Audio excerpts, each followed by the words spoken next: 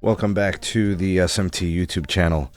Yesterday, folks, we discussed the news that AT&T was suing to block T-Mobile's Un-carrier move. And all I did was drop the news. I didn't really get too much into what I thought the outcome would be and kind of what I think is going to happen. So I wanted to take that opportunity with this video, kind of play predictor and kind of what I think is the most likely outcome. You know, I always look at the world in probabilities. What are the most likely outcomes, most likely things to happen, what things are least likely to happen, and then that kind of guides my projections, just kind of looking at logic and reasoning. So AT&T is suing T-Mobile for this new easy switch app thing situation, where T-Mobile basically launched this Un-carrier move. They use a set of AI tools to essentially get access to your AT&T or Verizon account, and then it makes a decision on like getting you to switch, what plan you should take, how you can save money, and those kind of things. Now, once this AI tool is in there and it's been granted the access for this whole like easy switch situation, it has access to all of your identifiers, all of your information, hundreds of categories of customer data. And it's basically without authorization. The only thing you want it to do is to look at plans and value and how they could save you money or give you a better deal. But that's not how that works. They're basically, it's like letting a raccoon in a hen house. You know what I'm saying? Like you just like left the door open and it just walked in. You know what I mean? AT&T's position here is that the app itself violates terms of service. It gets all types of access to all types of information, violating customer privacy obligations. And I guess AT&T is seeking an injunction on the T-Mobile access and the damage that it presents and risk.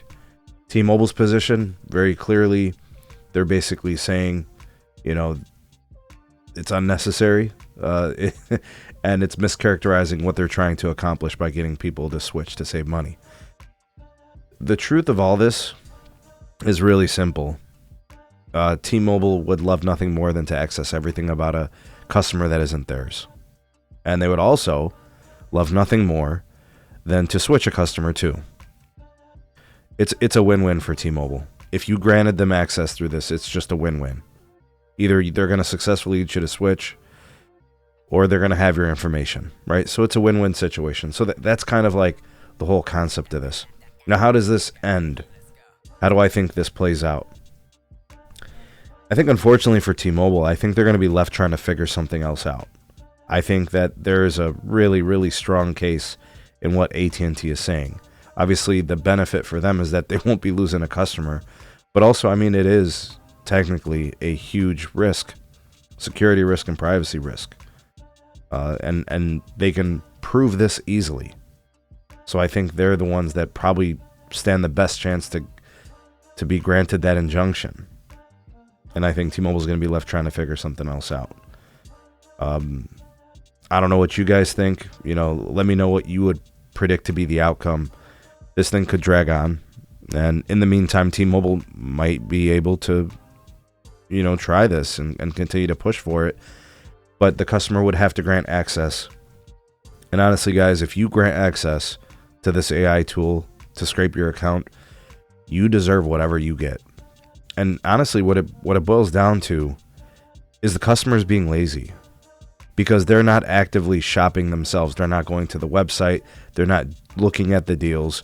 They're not writing anything down. They're not creating a spreadsheet comparing the pricing and the perks and the value.